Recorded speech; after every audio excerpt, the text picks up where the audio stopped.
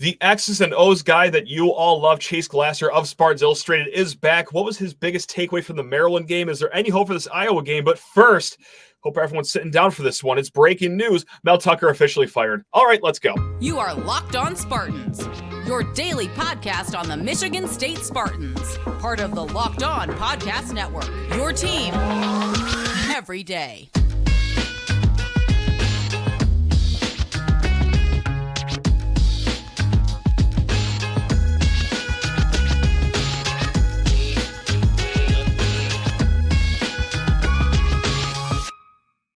Today's episode of Locked On Spartans is brought to you by FanDuel Sportsbook, official sportsbook of Locked On. Make every moment more. Right now, new customers can bet $5 and get $200 in bonus bets guaranteed. Visit FanDuel.com/LockedOn to get started. Hello, folks. It's Matt Sheehan. That's right, your host of Locked On Spartans, but it's not just me. Calling in from a hotel room that you'd only see in Ocean's 11. My goodness gracious, what a beautiful piece of property that you're at. It's Chase Glasser, friend of the program, backed by popular demand. Chase, how on earth are you doing, man? Living the swanky life over there. We doing okay? I'm doing great. Excellent. So we're going to get down to brass tacks right now because the breaking news blindsided everyone on this beautiful Wednesday. Mel Tucker's officially fired. By all intents and purposes, this happened like 2.5 weeks ago for all I care, but it is official. They didn't really go for the statement that he came out with yesterday, kind of like a WWE wrestling promo, but it's over. It's gone. Chase, I've talked about this topic up and down the last 2 or so weeks. Do you have anything to add about this whole breakup here? I know that's such a broad question to start it with, but like, I mean, just I'm your sure, thoughts from the outside looking in. Anything that I can add, I'm sure has been said 3 times and debated about 6 times, and dried up and blown around the world twice. But it's sad, it's unfortunate, and that it happened. But as far as him actually getting fired, good. I mean, now it moves into, I'm sure he will become a plaintiff and file a suit, and it will be very annoying for an extended period of time. But now it's moved out of the realm of the football team and into the courts, and then they can deal with it from there. I'm sure that will be some protracted messiness, but I think it kind of allows everybody to move on, right? Both internally, externally. It's you wash your hands, you look at who you have, you are where your feet are, and you just go from here. And I think it's about time. And hopefully this is kind of the beginning of the closing of the book on this kind of very unfortunate chapter in all of this. Yeah, there's about 50 storylines in this whole saga still left out there. The number one is going to be, all right, well, how much is MSU going to owe? Is it going to be $0? Is it going to be $70 million or any number in between all of that? But yeah, it's just like kind of what I just alluded to. His team's response to all this, pretty aggressive, pretty defiant. Talked about it a little bit on yesterday's show, but there was actually a quote in a Detroit news story written by Tony Paul, and this quote was from a man that Michigan State fans just love. It's lawyer Tom Mars. Everyone in East Lansing loves Tom Mars, especially after the tunnel incident last year. But unfortunately, I got to say, like he's said it quite best, like kind of confused as to the stance that Mel Tucker's team is taking and the tone that they're going. And his quote, it's a little long, but bear with me here. He made the smart decision. He's talking about Hugh Freeze, the difference between Hugh Freeze's separation from Ole Miss after he was found to, have communication with escort services, that whole thing. Who's amongst us, Chase? Anyway, He goes on to say that he made the smart decision and resigned instead of forcing Ole Miss to fire him for a cause. He apologized publicly, repeatedly. He expressed humility. He sought forgiveness, and he went and found a home at Liberty and successfully coached football there until a Power 5 was willing to accept him back to the family. In contrast, Mel Tucker has gone the complete opposite end of the spectrum. He's been defiant. He's denied having done anything wrong. He's blamed everyone under the sun, and he has made accusations he won't be able to sustain with any evidence, and he has taken the most combative approach possible. So that's the end of the quote. I also want to add this part too. I'm not here to call the man a liar or anything, but like the serious health condition, which is actually a card that he played back in, 2014 when he was almost about to get fired by the Bears. Like, It's a good trump card to have in your euchre deck, I got to say. But like that's an interesting wrinkle too. But yeah, I mean, Tom Mars just put it best there with that quote. I would put the FMLA claim, both of them very much firmly in the realm of the Urban Meyer headaches. So we just really hope that Mel Tucker is doing okay and is getting the medical attention he needs. Sure. I mean, yeah, it's kind of like the meme, the worst person you know makes a good point. It is. Yeah. I mean, Tom Mars is really, really something, but I don't think he's wrong. I think maybe the framing of Hugh Freeze is a bit reductionist, but I don't think it's incorrect. And I think that what this shows is Mel Tucker is allegedly going through a divorce. He is probably his last big collegiate coaching payday. And until he becomes like an analyst in the NFL for Jacksonville or something, this is his last big shot at a paycheck like this. And he's going to go out trying to get it. I'm not a lawyer. I don't have experience in high level negotiations, but I mean, I think that this is largely accurate what Tom Mars has painted. I have no reason to not think that. I think, this is him Tucker trying to extract everything that he can, which, I mean, in the shape that he's in. I get it. Yeah. Path forward. Right. I do like that you say probably his last like big ticket coaching job too. I like that you left like the little bit of possibility out there that he could still land on his feet in a head coaching role somewhere, but that's beside the point. So of course this goes on to the next chapter of the coaching search, which is something that we've been talking about since that story broke on Sunday night, however many weeks ago. Now there is some news out there. Chris Klieman, head coach at Kansas State, he was on a radio show and said, "I'm not going to make myself a candidate for the Michigan State job." Well, of course, like what else is he going to say? It is the end of September. I mean, so it is news. We got to talk about it. But like, what else is he going to say? Like, yeah, actually, my wife was up in Okemos looking at real estate last weekend. Like, so I bring this up as to like show everyone a clear example, like how long of a process this is going to be. We had a few questions in the mailbag. It's like, hey, will MSU make a hire in the middle of the season? It's like, sure, MSU would love to make a hire right now. It takes two to tango, though. I mean, I don't know. Yeah, I mean, I think you said it best. Even if Chris Klieman had an agreement in principle to take the next job, the job at Michigan State on November 28th or whatever the end of the season is, he would still give the exact same answer. Yes. And do I think he's coming to Michigan State? No, I don't. I think Chris Klieman is a very good coach, but he's pretty much said this is his last job. He's on the older end of people who I would be looking at if I was Michigan State. So no, I don't think he's coming, but I don't think that it's because of an answer he gave on a Manhattan, Kansas radio show. I don't think a scenario exists in which he gives a different answer, even if he was coming, which, to be very clear, he's not. And he's the first coach of maybe many to give comments on this, whether they are head coaches, whether they are offensive coordinators. But folks, like, if you don't know this by now, just get ready for a lot of that, because I don't think they're going to be asking Mike Elko after the game on Saturday against Notre Dame, and he's going to say, well, I do have $7.5 million per year on the table from East Lansing. Like, nothing like that's going to happen. It's going to be deny, just like it was with Mel Tucker. Hey, how about that? So whoa, that went so well. The way these things work, it's a very stupid dance that we dance, and then and then it will happen, and then you react to it as it is. But this is just the way things go. Unless you're talking to someone who's not currently coaching right now, of course, this is the only answer that you're going to get, except for this person knows someone who knows someone who knows a guy's brother who said that X person talked to Alan Haller or whatever.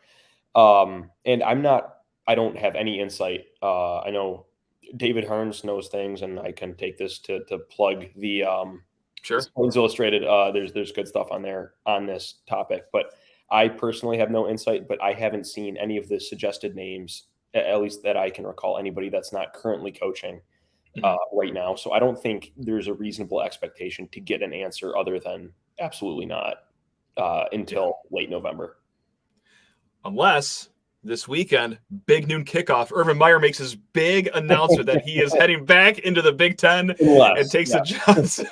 So we'll see there. The only other name I heard like that was Bob Stoops. It's like, I don't even know if Bob Stoops wants Bob Stoops to keep coaching. Like, I don't know. I think he's out of the game. I think he's out of the game. He kind of did if I recall correctly, when Venables left, when Lincoln Riley left. He kind of did the Mark D'Antonio thing where he came in and shepherded the team through a bowl game. But I don't know. Mark Stoops, you could have a real conversation about, but I think Bob is probably I think so as well. We're going to get to the X's and O's talk here in a little bit. But first, I got to do a recruiting note.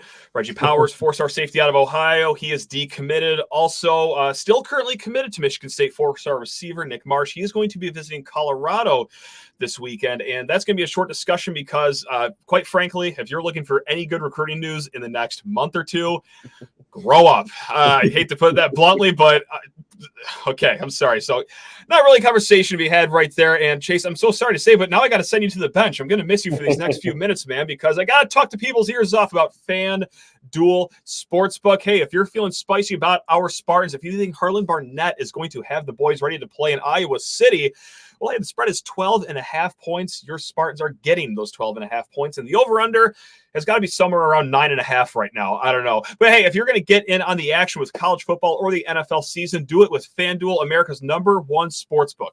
Right now, new customers can get $200 in bonus bets guaranteed when you place a $5 bet.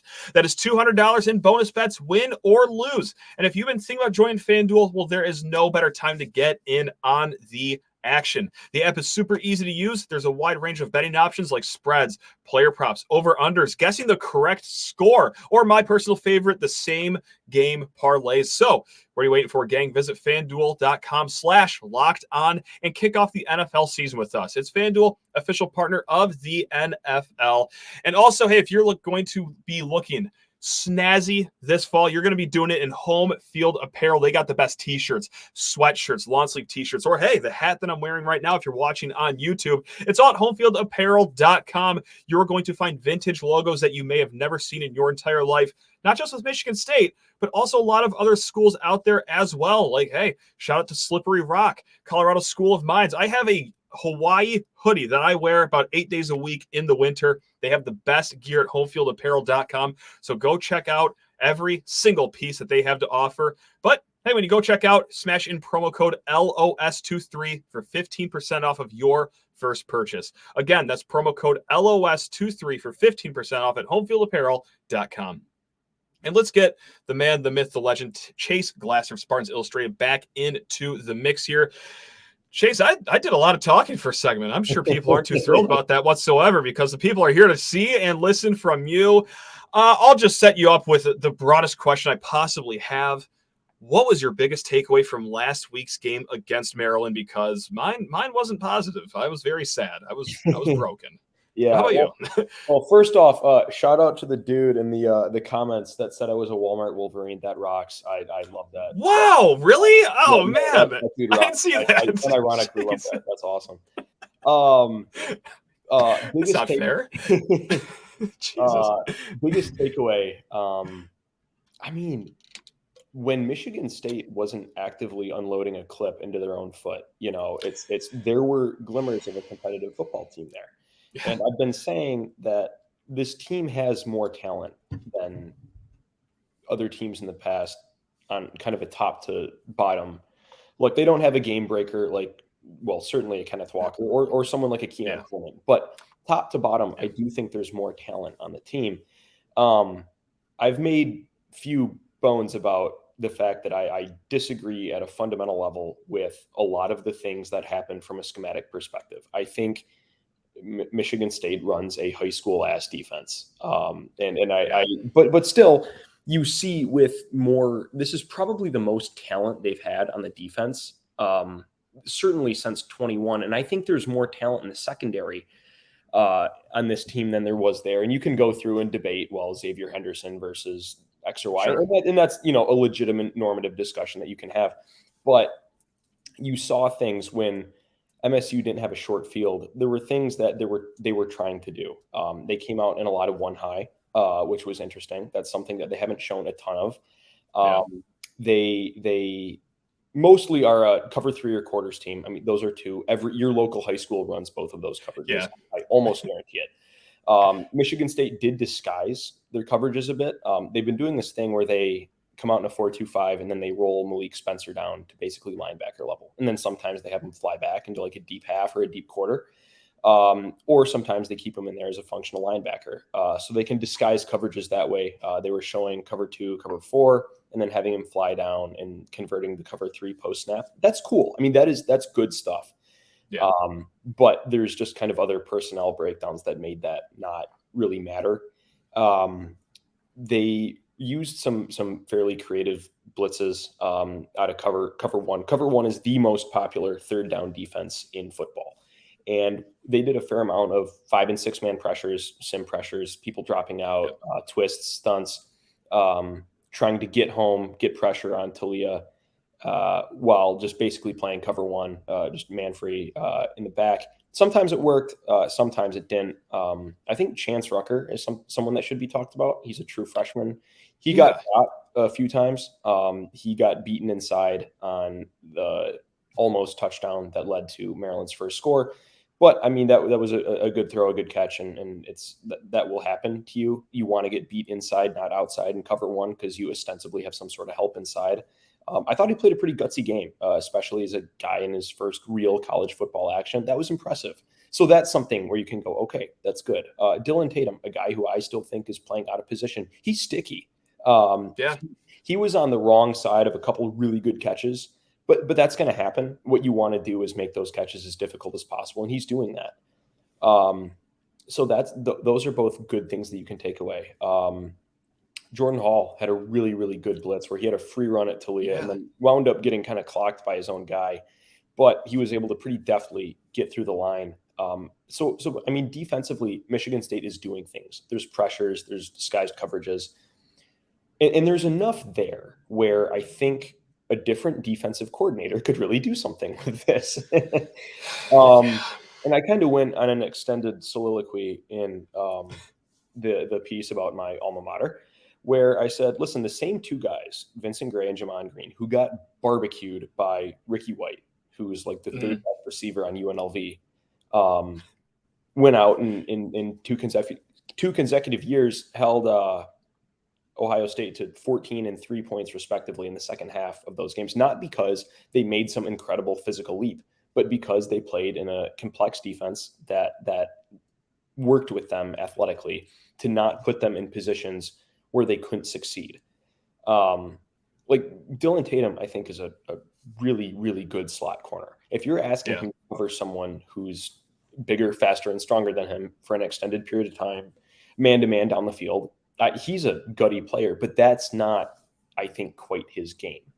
And there's different things. For example, the linebackers, some of the coverage responsibilities that get put on them. And this has been pretty consistent. I love Cal Halliday as a player. He's an old school throwback guy, but he's not taking a guy down the seam. Now, Jordan Hall, he might be able to do that, but Darius Snow, he was able to do that. Ben Van Sumeren was not. So Michigan was able to do a lot of extremely complex, switch coverages and robber coverages and things where CJ Stroud did not know what he was looking at in those games. And that is what was able to limit them. But it was with the same people that were athletically limited and put on total blast against MSU in 2020. That can happen. Though Chance Rucker and Dylan Tatum are better players just from an athletic profile at this point in their career than Vincent Gray and Jamon Green were. Just straight up pound for pound they are. So if you get someone in the defensive room who's able to run a scheme that works with them a little bit more, that's a little more varied, a little more amenable to opponent-specific things. I don't see defensively MSU running opponent-specific stuff other than what you might see in a high-level high school game or Madden, it quite frankly. And I could be wrong, and I would welcome someone who knows otherwise, but the kind of opponent-specific stuff that you see other teams do, I just don't see happening. It's more of this is what we run, and then we're just going to run it. That doesn't work, especially in this league, especially in this division. You have to be better than that, and I think there's tools on the field where you can do that and be effective, but I don't think it's going to happen this year. But if you get a coach in who can re-recruit the roster, then you can have a discussion there. So I think there's reasons for optimism, and we can get into this weekend a little bit more. Sure. This coming weekend, but there's reasons for optimism on defense. And I know that's an extended soliloquy on the defense. There's a whole other side of the ball, but there's not a lot of positives to talk about, for Michigan State football, but like that is one of them, if not the only one, is that like, hey, there is a young core on this defense, like the guys you just named, like Jordan Hall. Yeah. He's already just by default the best coverage linebacker probably on this team. I mean, Chance Rucker, yes, he did give up some plays, but he was also targeted no less than 7,000 times. So he had some good plays out there as well. Yeah, it was everything that you could ask for out of a true freshman thrown into a starting role like that. Even Armarion Smith, our guy, Armarion Smith, Chase, he's having flashes. Like, he's not a perfect player, but like he has had a lot more flashes than I thought he would so far. Malik Spencer, we already know that he's a great player, but absolutely. So, Armarion Smith has been a very pleasant surprise for me because I absolutely torched that dude in my preview. I got it though, right? Which is good for him. That's awesome. In the defensive line, do you have two just bat out of hell edge rushers? No, you don't. Do you have a line of like 2021 where you didn't have guys that were just going to tear around the edge at 7 yards and terrorize quarterbacks, but you had guys like Drew Beasley, Jacob Slade, Mike Panishuk, where you can kind of mush rush quarterbacks, split the pocket, win some individual matchups. That 2021 Michigan game turned on Jacob Slade destroying the guy who's currently Michigan's right tackle. It's just that eliminated. It's a one-on-one matchup, and that eliminated the run game. It is very complex, varied run game that does all sorts of really cool stuff. It totally nerfed it. I think you have guys on the defensive line that can do this. It's been a disappointment for me that they haven't been really where I expected them to. But Simeon Barrow, he's a player. And others, it's not just him. You've got players in that position group where I think there is a lot of upwards potential there. So let's just, go into this weekend here, because I leave last Saturday's game almost like Eeyore. My vibes could not be lower. We just got absolutely piped in a homecoming game that wasn't competitive after the coin toss, thanks to a 21-0 start against Maryland. This is great, but like the absolute jackass I am, Chase, we all knew this was going to happen. By Wednesday, I'm already like talking myself into, hey, I was not too great either. Like maybe Harlan Barnett gets his first win as acting head coach here. Do you either want to just pile onto that and just keep this going, or do you want to squash that right now and say, you're an idiot, it's 12.5 for a reason? I texted earlier. I was like, I know I've been wrong by I think a combined margin of like 72-17 the last couple times I've said this, but I do absolutely Michigan State can win this game. I guess firstly, there's been some discourse about the quarterbacks. And I will say Iowa runs a very, very salty cover 2 with Michigan State acolyte Phil Parker. They have a lot of veteran guys, and they play cover 2 so well. People are extremely well coached in their system. They are extremely opportunistic. And if you go in there and you're loose with the ball, they will kill you. Yeah. So I posit the question, do you want Katin Houser making his first start in a night game in Kinnick against that team? I don't know if you do. I went on another extended soliloquy in my piece at Spartans Illustrated about this. And this is not saying that Noah Kim is better than Katin Houser or I have any insight as to why he's starting over Houser. Just there's a lot more to being a quarterback than just having physical talent. And I'm not saying that Kim is better at it than Houser. To be clear, he may not be. But sure. Things like pocket presence, I have some questions about Houser with that. I think Houser stares down receivers. Now, granted, Kim has done both of those things as well, and that's very acceptable and fine for a young quarterback. Mm-hmm. But do you want – I just think you want your most experienced player going against this, because if you are a little bit off, you're getting housed. And then that's how Iowa beats you. It's going to be really tough for Michigan State to score points on Iowa, I think. Correct. Right. However, we talked about some reasons for optimism on the defense. Iowa's not doing much anything. Luke Lachey, their big, really good tight end, is out for the year. Eric All has not done a whole lot, another tight end. They don't have anybody on the outside that really scares me. I mean, it's the biggest thing that's changed about Iowa is they used to have really good offensive linemen. And then for a couple of years there, they had pretty mediocre offensive linemen with Remington Award caliber centers. And now just everybody kind of stinks, right? Everybody is pretty subpar. So they don't do really anything well offensively. Cade McNamara is not good. I mean, he's okay. I think he's competent in what he's asked to do, and that he's probably not going to lose you a game. Sure. But he's not going to win you one either. And that's where I felt he should have gone somewhere with more weapons, just because I guess the thought is, well, he can hit tight ends, make good decisions with the ball, and take care of stuff. That may be true, but I don't think Iowa has the team around him where he's able to elevate them like he was able to do at Michigan in 2021, where he didn't do a whole lot, but he didn't need to do a whole lot. Didn't have to. That's not the case here. I mean, I said this in my piece. I think the 1 to 13 probably wins this game. I think it's going to be extremely low scoring, probably very ugly, a lot of punting. Special teams will matter. There will be a premium on every possession. Could very well come down to the foot of Jonathan Kim. I think this is very much going to be an Iowa night game, and not one of like the voodoo ones where they just go out and hang 55 on Ohio State out of nowhere, just like a low scoring rock fight. But there's a reason that low scoring rock fights tend to favor the underdog. It's because when you shrink the possessions, you shrink the margin for error, and you increase all you have to do is get lucky once or twice versus continuing luck in a game that's higher possessions, higher variance. So, or higher possession, lower variance. Sorry. So if Michigan State is able to certainly play their best game of the season on both sides of the ball, they can absolutely win this game. And I'm almost expecting them to, just because that's how little I think of the Iowa offense. Now watch them to go detonate for 25 points on me, but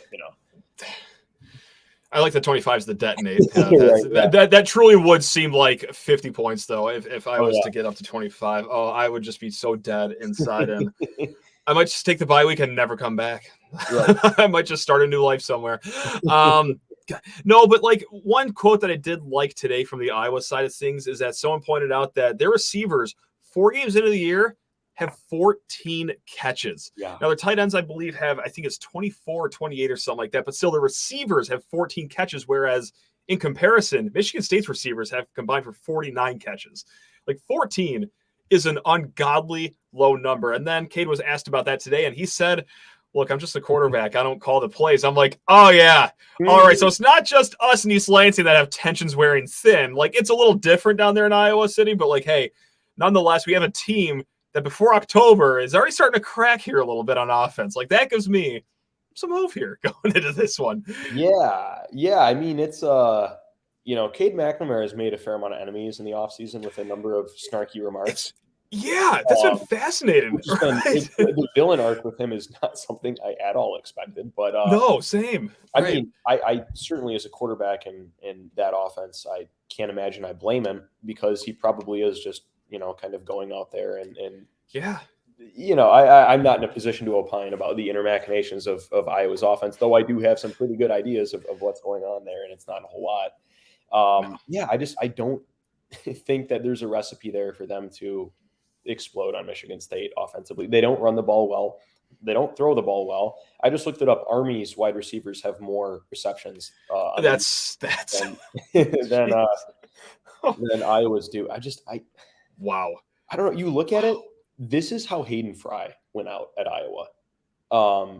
It was with them getting continually worse and worse, them becoming significantly more insular, doubling down, and then just basically it got to the point where it was so bad it was completely untenable for a guy. I mean, Hayden Fry was a legend there, and seeing Kurt go this route is very interesting, because this is exactly the same way Hayden Fry went out. And I gotta say, for them, that's a proud football program, and they certainly know what's going on at Michigan State. A home night loss to Michigan State may really move that needle. And then that would be fascinating, just because it's been Hayden Fry. When did he start coaching at Iowa? Because it was a while ago. He coached. It was a minute, yeah. I think he coached there from let's see here. I just looked it up. World War I is when he started, I believe. 1978. So, 1978, he was the coach there forever. And then Kirk Ferentz came in. So you've not had a departure from that brain trust in quite some time. And I think you may see like a Michigan-esque program-wide wandering into the wilderness when he leaves, just because you have not had any institutional diversity in so long. I don't know. I really do feel like Michigan State is a team that has shown some fight. Iowa's a team on the brink. I could see it. I could absolutely see it. I think this past weekend in Happy Valley, Iowa really showed what they are. So, I mean, I think you could see Iowa go into some pretty dark depths. And that could certainly be a stake in the ground or a place to plant your flag if you're Michigan State and kind of try to turn this thing around.